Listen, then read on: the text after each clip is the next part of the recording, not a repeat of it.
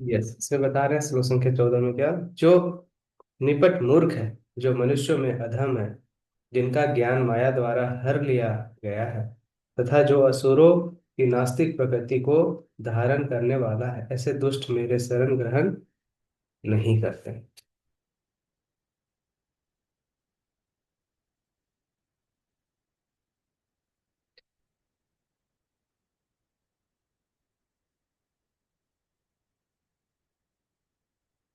हाँ, इसमें क्या बता रहे हैं, तात्पर्य में बात की जाए, ये थोड़ा श्लोक लंबा है, हम लोग पढ़ेंगे इसको अच्छे से, बहुत ध्यान से समझना है इसको।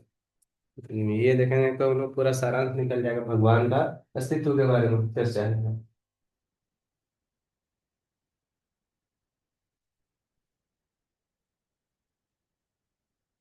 यस, तात्पर्य प्रपात की जाए। गीता में यह कहा गया है कि भगवान के चरण कमलों की शरण ग्रहण करने से मनुष्य प्रकृति के कठोर नियमों को लांघ सकता है।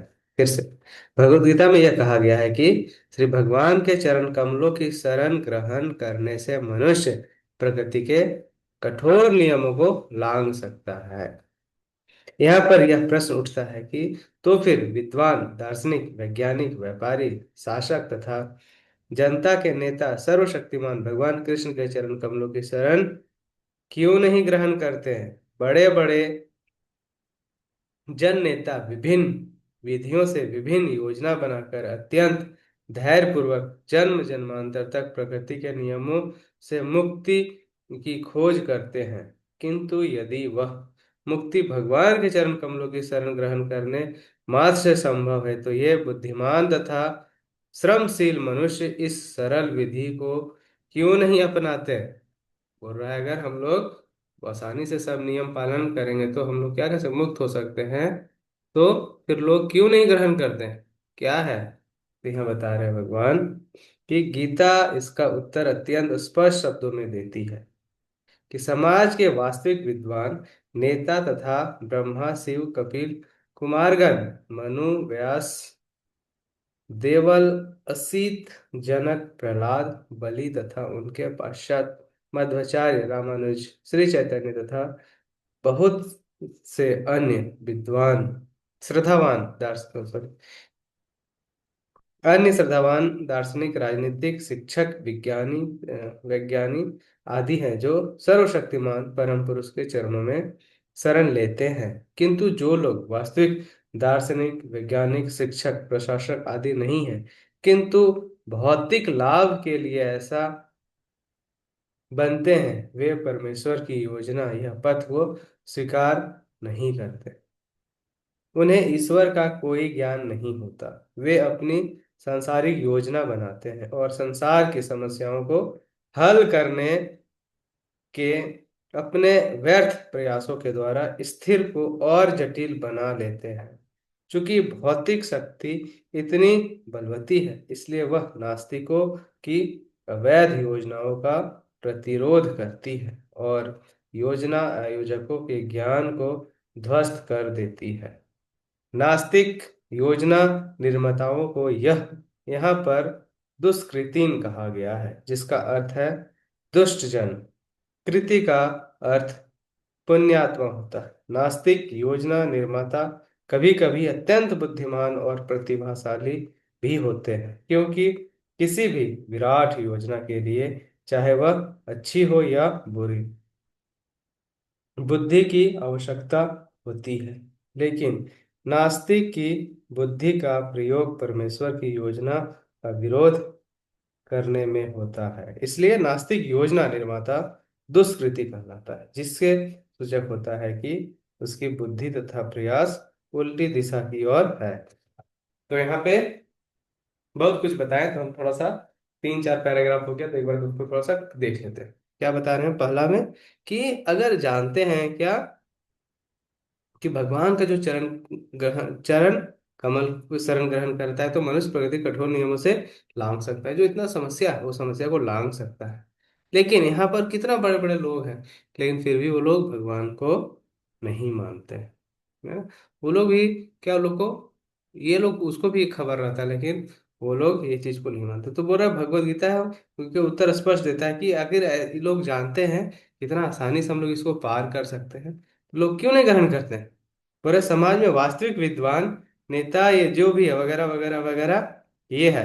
क्यों? क्योंकि वो सर्वशक्तिमान परम पुरुष चरणों की शरण लेता है। जो यही विद्वान है जो भगवान का चरण को शरण में जाता है। लेकिन जो लोग वास्तविक दार्शनिक, वैज्ञानिक, शिक्षक, प्रशासक आदि नहीं है, किंतु भौतिक लाभ के लिए ऐसा बनते हैं। लेकिन जो बोल रहा है कि वास्तविक दार्शनिक, वैज्ञानिक या फिर शिक्षक या फिर प्रशासक कोई भी हो, बस खाली पैसा कमाने के लिए बनता है, तो वो लोग क्या है, कभी भी भगवान को स्वीकार नहीं कर पाता, या फिर भगवान का जो रास्ता है उस रास्ते पे नहीं चलता। उन्हें ईश्वर का कोई ज्ञान नहीं होता। वे अपनी संसारिक योजना बनाते रहते हैं, और वो पूरा प्लानिंग करते हैं कि हम ये करेंगे, हम वो करेंगे, हम ऐसे करेंगे, ऐसे करेंगे, और फिर हम अपना लाइफ को खूब इंजॉय करने वाले हैं। तो भगवान भी क्या है, बहुत त्रिभंग ललिता में रहते हैं, लेकिन वो भगवान सबका योजना को फेल करने वाले हैं। मतलब बेटा तू जो प्लानिंग कर लो, तुमको कहीं सुख नहीं मिलने वाला है। देखो ना, लोग क्या से क्या नहीं कर दिए हैं, लेकिन फिर भी लोग पूरा अभी के समय में ना सब डिप्रेस में है। सबका लगता है जीवन व्यर्थ है, मेरा जीवन। सब कोई, हम लोग आपस में कंपेयर करेंगे तो देखेंगे एक दूसरे का, देखो इसके पास क्या नहीं है। किसी का हाइट बहुत बढ़िया है ना, किसी का हाइट कम। कोई बहुत गोरा है तो कोई बहुत काला है, कोई मोटा है तो कोई पतला है, कोई बहुत पढ़ने में तेज है तो कोई पढ़ने में बहुत कमजोर है ना। कंपेयर करते हैं, कोई बहुत अमीर है तो कोई बहुत गरीब। तो सबको कुछ ना चैलेंज भगवान देते ही। कोई किसी को नहीं बोल सकता कि हम सारा कुछ स्वगुण संपन्न हैं।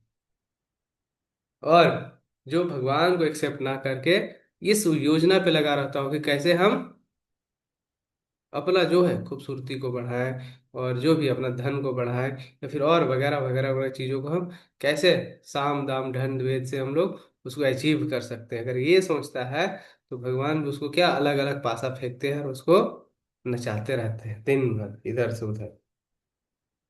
तो ये बोल रहा है कि जो नास्तिक की अवैध योजना का प्रतिरोध करती है और योजना आयोजकों का ज्ञान ध्वस्त करता है, और कितना वो प्लानिंग बनाते हैं, उसको वही समय क्या होगा, सडनली कुछ ऐसा इशू हो जाए, है ना, उसको लगे अब हम पूरा संसार का अब राजा बन गए। वही समय क्या होगा, उसका फैमिली का मेंबर कोई ना कोई घसक जाएगा, या फिर कुछ ना कुछ ऐसा समस्या क्रिएट आ जाएगा। तो भगवान से हम लोग कभी भी चैलेंज नहीं करना चाहिए। तो हम लोग जैसा लाएगा कि यस हम ही लोग हैं बॉस, तो भगवान को पता चल जाता है।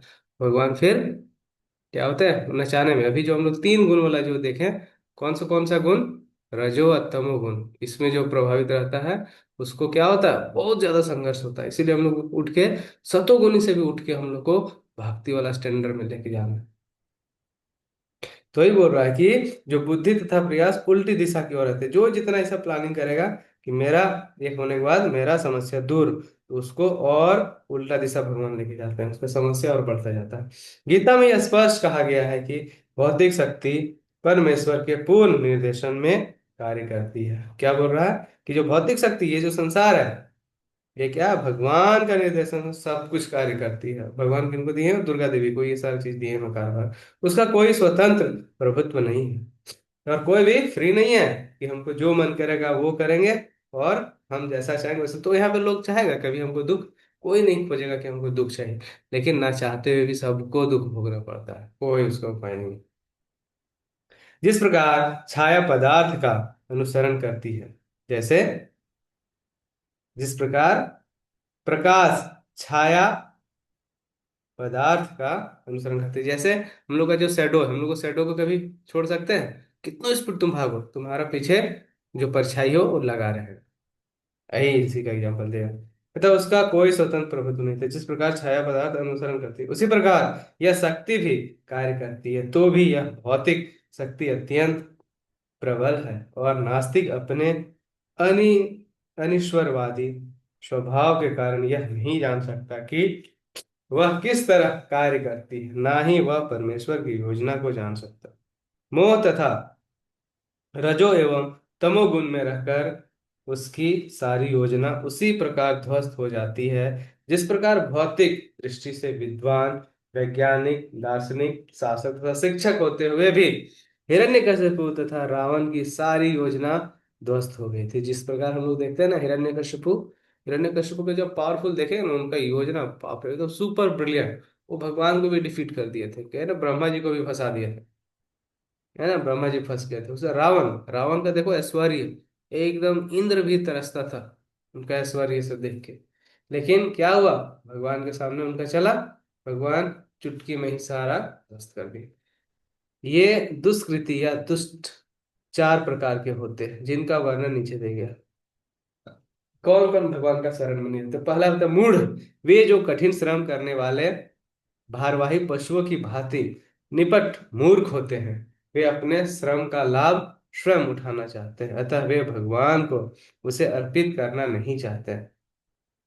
भारवाही पशु का विकट उदाहरण गधा है। सबसे, गधा बोला क्या, सबसे ज्यादा मेहनत करने वाला गधा है। इस पशु से उसका स्वामी अत्यधिक कार्य लेता है। गधा यह नहीं जानता कि वह अहर्ष अहर्निश, इसका मतलब होता है दिन रात, दिन रात जिसके लिए काम करता है, वह घास से पेट भरकर तुष्ट रहता है, अपने स्वामी से मार खाने के भय से केवल कुछ घंटे सोता है, और गधे से बार बार लात अच्छा गधी से बार बार लात खाने के भय के बावजूद भी वह अपनी काम तृप्ति पूरी करता है।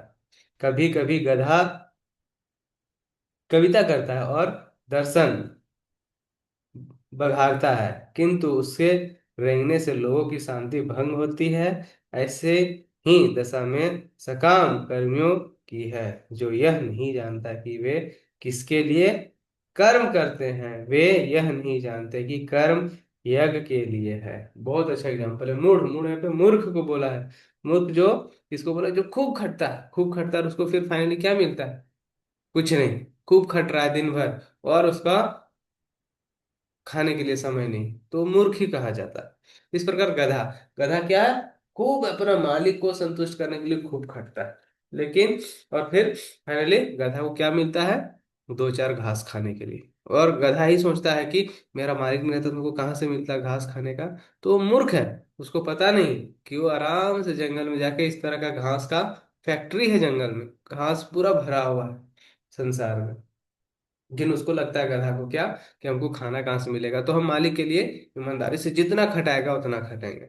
और फिर होता है गधा, जो होता है मूर्ख होता है, गधा गधी जो होता है उसको लात मारता है, फिर भी वो क्या करता है, गधा गधी के ही पीछे पड़ा हुआ रहता है।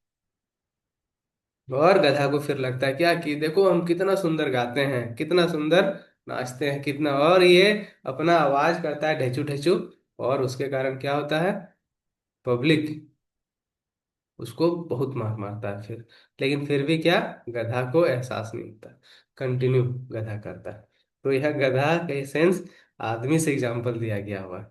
जो मूर्ख लोग है पूरा पैसा के पीछे या फिर और दूसरा चीज के पीछे लगा हुआ है दिन रात, लेकिन उसको मिलने वाला है क्या, कुछ नहीं।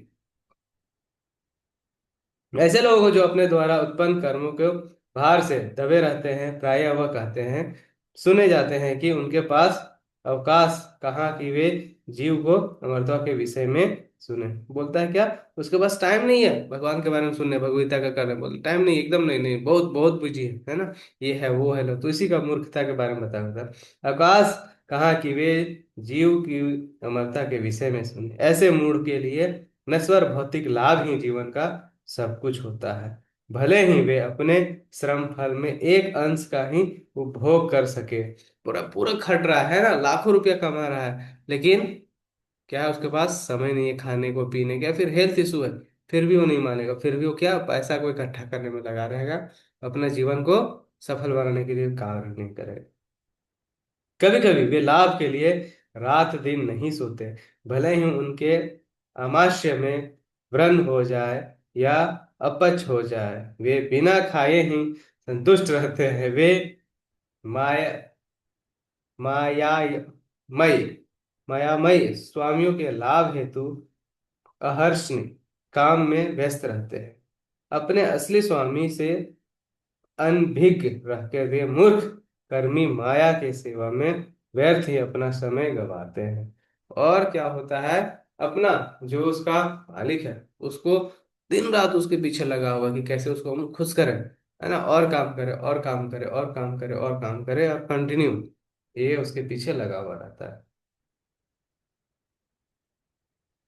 मैं बोल रहा है दुर्भाग्य तो यह है कि वे कभी भी स्वामियों के परम स्वामी की शरण में नहीं जाते, ना ही वे सही व्यक्ति से उसके विषय में सुनने का कोई समय लगाते हैं। और वो लोग कभी भी भगवान के बारे में जानना नहीं चाहेंगे, ना सुनेंगे।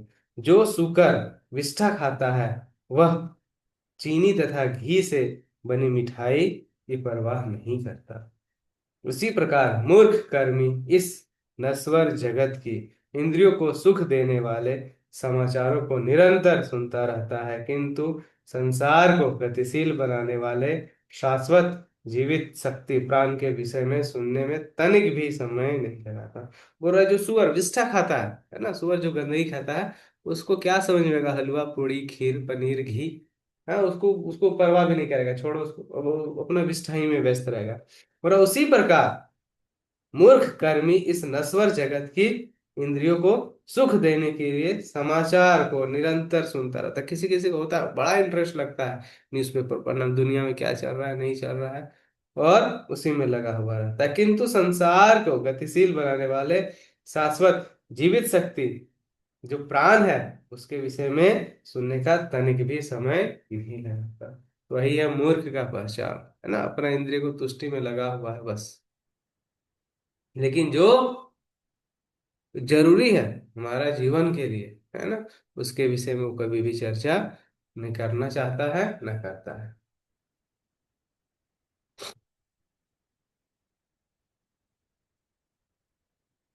नेक्स्ट है हमारा दूसरा। अभी हम लोग क्या बता रहे हैं कि चार प्रकार के लोग हैं जो कौन है, भगवान के पास नहीं जाते हैं। दूसरा है, दूसरे प्रकार का दुष्कृत नराधम है, अर्थात अधम व्यक्ति कहलाता है। नर अर्थात मनुष्य, और अधम का मतलब है सबसे नीचे, मतलब आदमियों में सबसे नीचे। 84 लाख जीव योनियों में से, यहाँ पे सुनो अच्छे से, जो हम लोग स्पीसीज से टोटल क्या क्या बता रहे हैं। 84 लाख जीव योनियों में से 4 लाख मानव योनियां हैं। 4 लाख प्रकार का मानव योनि, इनमें से अनेक निम्न मानव योनियां हैं, जिनमें से अधिकांश असंस्कृत है।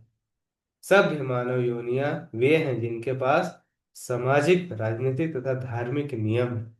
जो मनुष्य सामाजिक तथा राजनीतिक दृष्टि से उन्नत है, किंतु जिनका कोई धर्म नहीं होता, वे नराधम माने जाते हैं।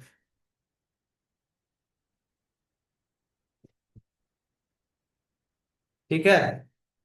धर्म ईश्वर विहीन नहीं होते, किंतु धर्म का प्रयोजन परम सत्य को तथा उनके साथ मनुष्य के संबंध को जानना है।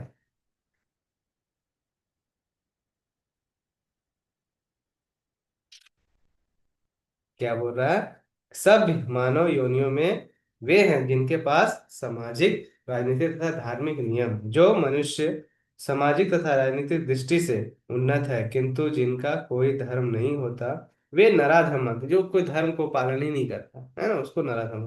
धर्म ईश्वर विहीन नहीं होता, क्योंकि धर्म का प्रयोजन परम सत्य को तथा उनके साथ मनुष्य के संबंध को जानना है।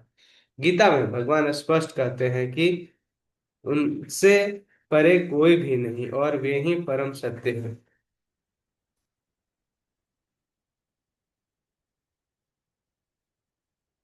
क्या बोला, भगवद गीता में भगवान स्पष्ट कहते हैं कि उनसे परे और कोई भी नहीं है, वे परम सत्य है। मनुष्य जीवन का सुसंस्कृत रूप सर्वशक्तिमान परम सत्य श्री भगवान कृष्ण के साथ मनुष्य की विस्मृति भावना को जागृत करने के लिए मिला है। तो बोल रहा है क्या, हम लोग को जो मिला है इस जीवन क्यों मिला है, ताकि जो हम लोग भगवान के साथ हमारा संबंध है वो भूल गए हैं ना, विस्मृति हो गया है, उसको फिर से जागृत करने के लिए।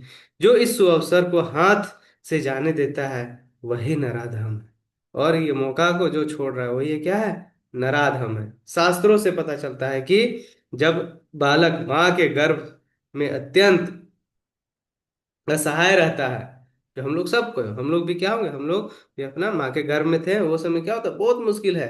तो वह अपने उद्धार के लिए प्रार्थना करता है और वचन देता है कि गर्भ से बाहर आते ही वह केवल भगवान की पूजा करेगा। और वो समय बच्चा को बस ज्ञान रहता है। हम लोग सबको प्रार्थना किए थे कि भगवान एक बार बस, इस बार बहुत समस्या होता है। जो बायोलॉजी वाला वो तो अच्छे से जानता है कि जब बच्चा गर्भ में रहता है तो उसको कितना समस्या होता है ना। कैसे उल्टा लटका हुआ है, बच्चा को कीड़ा काट रहा है ना, और पूरा शरीर उसका जलता है। उसको सांस लेने में कितना समस्या, सारा मतलब वो जिंदा है लेकिन फिर भी कैसा है, एकदम काल कोठरी में दबा हुआ, ना हिल डुल सकता है। चारों तरफ से समस्या है। और जो मदर मदर क्या होता है, कुछ तीखा उखा खा ले तो बच्चा का पूरा शरीर जलता है एकदम, है ना। उसको प्लास्टिक के एकदम थैला में उसको बंद रखा हो, तो मतलब हम लोग इसको इमेजिन नहीं कर सकते कैसे उसका जीवन चल रहा हो।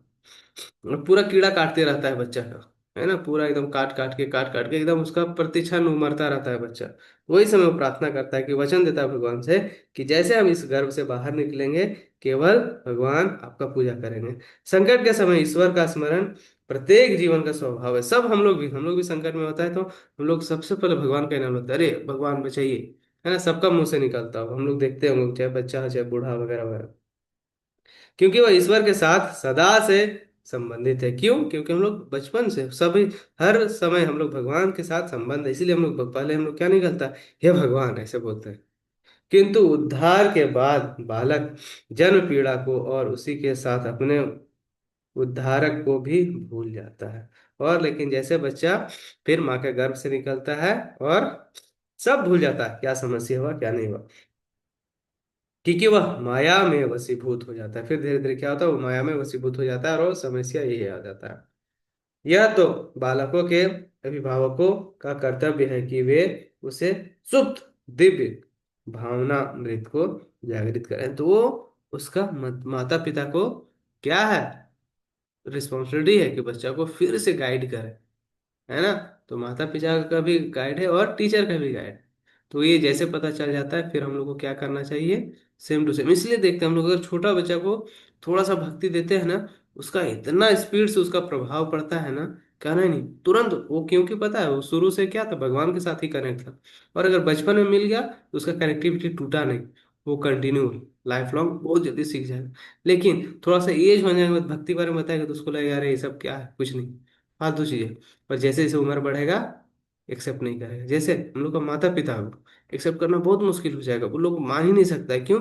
कि उसका पूरा माइंड क्या है, कंटेमिनेटेड हो गया। वो अब भक्ति करने के लिए है ही नहीं, नहीं कर सकते। किसी किसी का सौभाग्य रहता है तो हो जाता है। लेकिन जो इनिशियल, इसलिए प्रभुपाद जी क्या कहते हैं, बूढ़े लोगों को प्रवचन नहीं दिए। प्रभुपाद के साथ के जो समय थे, जो यंग यंग लड़का लोग, 14 साल, 15 साल, 16 साल, 18 साल, 20 साल, 25 साल, यही सबको फिलोसफी देते थे। तो कोई कोई बोलते थे कि अरे Swami ji, why you are preaching this student, है ना, आपको करना है तो ये बच्चों बूढ़ों के लिए नहीं है। प्रभुपाद जी बोलते हैं कि अगर स्कूल, अगर कौन जाता है, बूढ़ा लोग जाता है पढ़ने के लिए, बच्चा ही लोग जाता है, तो बच्चा का माइंड क्या है, प्योर है। बच्चा ही उसको समझ सकता है। जब तक कंटेमिनेटेड नहीं हुआ माइंड, तब तक वो सीख सकता है भक्ति के बारे में। यह तो बालकों के अभिभावक का कर्तव्य है कि वे उनके सुप्त दिव्य भावनामृत को जागृत करें। वर्णाश्रम पद्धति में मनुस्मृति के अनुसार इस भावनामृत को जागृत करने के उद्देश्य से 10 शुद्ध संस्कारों का विधान है, जो धर्म का पथ प्रदर्शन करता है। किंतु अब विश्व के किसी भाग में भी विधि का दृढ़तापूर्वक पालन नहीं होता, और फलस्वरूप 99.9% जनसंख्या नराधम है। अब क्या होता है, लोग नियम कानून से चलता ही नहीं। ठीक है, हम लोग आज इतना ही रखेंगे, इसको और अच्छे से कल हम लोग समझाएंगे। ठीक है, चलिए, आप लोग किसी का कुछ प्रश्न है तो आप लोग पूछ सकते हैं। आज का बहुत इंपॉर्टेंट है, आज का श्लोक हम लोग 2 दिन में खत्म करने वाला, आज और कल। किन्हीं को कुछ प्रश्न है तो आप लोग पूछिए। अभी हम लोग 2 चीज हमको देखें, किनको किनको देखें। एक है हमारा मूढ़ और दूसरा नराधम। तो 2 प्रकार के लोग भगवान के पास नहीं जाते।